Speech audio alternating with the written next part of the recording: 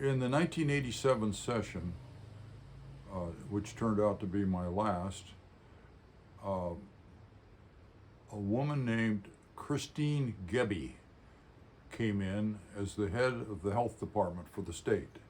And she reported on her budget that it was expected within the next year or two, 3,000 more young people would die in Oregon of HIV/AIDS. And I said to her, well, what is the emergency budget request you have to try to combat this? And she said, well, I don't have one. And I said, well, why not? She said, well, I didn't think you folks would be all that interested. And I was like, why? I want to do something here. And she says, well, I don't know quite what we could do. And she was not too interested. So I started thinking and looking, and I discovered a news article that the governor of Illinois was getting passed a bill to require people getting married to have an HIV blood test. And I thought,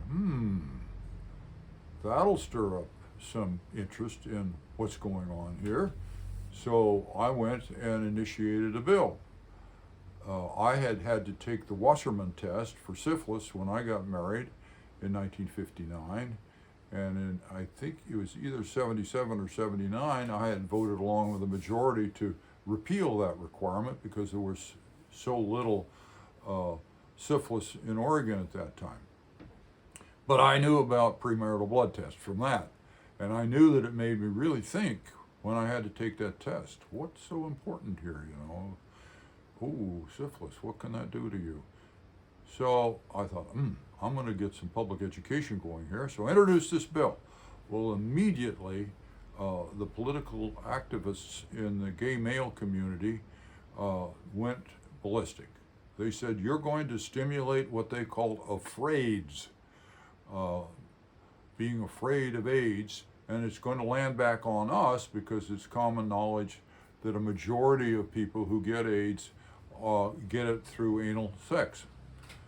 And but I was like, well, with all due respect, I'm not going to sit by here and have Christine Gebbe tell us 3,000 people are going to die in the next couple of years from this disease and not do something about it. So we had hearings. We got my bill into the House, and it passed by an overwhelming vote. And it was because, in major part, the bank lobby was more powerful than the gay male lobby. And the gay male lobby was pretty strong itself. It was considered very hip to be in favor of gay rights and not to be discriminating against and trying to injure gay people because of their sexual practices, which I deeply respected and carried the bill on the Senate floor in '83, trying to get a broad-based civil rights bill passed. But I thought this was more important than placating gay males who thought this was going to make people uncomfortable with them. So when I found out the bankers were supporting it, and I went and talked to Frank Bronner, the top banker in Oregon legislative affairs, who I read in his obituary coined the phrase, "We just want an even playing field." An even playing field, my ass. They worked things out with lobbying, with dinners and drinks, and the ability, the likelihood of some big campaign contributions and endorsements by the business-oriented Oregonian. So they came out in favor of the bill, and I said, "Oh, thank you. Why are you doing this?" They said, "Well, we're self-insured, and when a teller gets AIDS, we figure it's going to cost us $200,000, which I suppose that would be 10 million now or something. Things have gone up in prices since then.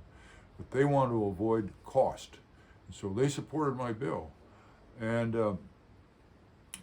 it rolled through the House. Well, then it was going to have a vote in the Senate, and Vera Katz had been lobbied by the gay male lobby, who she treated like they were her children, very protective of those guys.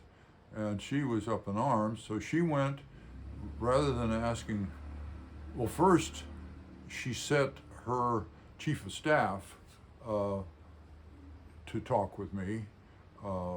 Very pleasant, very cordial guy. But I said, well, what would you suggest as an alternative? And he had none, nothing. So I said, well, I've got something here that's going to get something done, and I want to press it through. So he went away. Phil Kiesling was his name, and then the next thing I knew, I got a call, and the governor wanted to meet with me with Vera Katz, the Speaker of the House. So I go into the governor's office, and he took the lead in the meeting, and he says, well, what do you want, Jan? What do you want to drop this bill? And I said, well, I wasn't expecting this meeting, and I hadn't been thinking of that, but if you give me 24 hours, I'll come back tomorrow and tell you what I'd like to have. So fine, okay, come back tomorrow. So I went home, thought, and I came back the next day, and I said, well, I want two principal things. One is I want free syringes in the high drug using area in Portland and anywhere else in the state where there's a lot of syringes being used, because if people using drugs share those, it's horribly infectious for AIDS. And then the other thing I want is an AIDS education program to be offered to every school district in the state at the high school level, talking about how to prevent the transmission of this horrible disease. And before the meeting was, immediately, Governor Goldschmidt with Vera Katz sitting there nodding her head up and down, they said, okay, we'll give you I said, and I want $1 million to do these things. I want to be able to push through my committee where I chair the health department budget, $1 million to fund these things that I want. They said, okay. That's extremely rare for the chairman of a subcommittee on Ways and Means to be able to pick out some pet project they want to do and get money for it, which is probably frequently the right thing. But they said yes, and they were good to their word. There was no fighting my budget, and we got it passed. And I've got a copy somewhere in my boxes of the AIDS education curriculum that was developed and distributed throughout the state. Now, the same people who are trying to ban books in Florida right now fought it in some school districts, and not all the students in the state got exposed to that. But I got it, and I'm so happy that I was able to do that. And that's my story about how I fought AIDS and won.